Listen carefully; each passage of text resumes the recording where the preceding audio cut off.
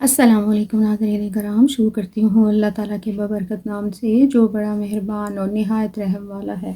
ایک روایت میں آتا ہے کہ حضرت موسیٰ علیہ السلام کے زمانے میں ایک شخص تھا جو کبھی بھی اپنی توبہ پر قائم نہیں رہتا تھا۔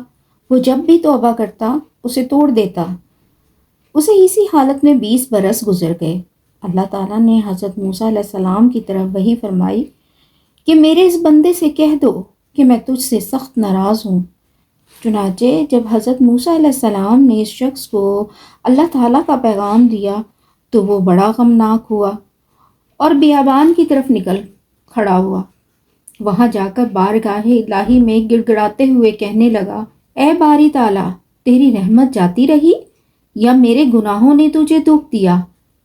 تیری بخشش کے خزانے ختم ہو گئے یا بندوں میں تیری نگاہ کرم نہ رہی؟ تیرے عفو درگزر سے کون سا گناہ بڑا ہے؟ تو کریم ہے اور میں بخیل ہوں۔ میرا بخل تیرے کرم پر غالب آ گیا کیا؟ اگر تو نے اپنے بندوں کو اپنی رحمت سے محروم کر دیا تو وہ کس کے در پر جائیں گے؟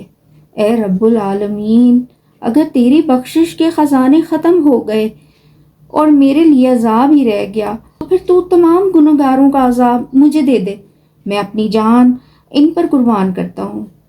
اللہ تعالیٰ نے حضرت موسیٰ علیہ السلام سے فرمایا، اے موسیٰ، جاؤ اور میرے بندے کو کہہ دو کہ تو نے میری قدرت کے کمال اور بخشش اور درگزر کی حقیقت کو جان لیا ہے۔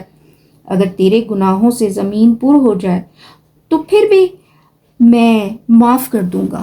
سبحان اللہ۔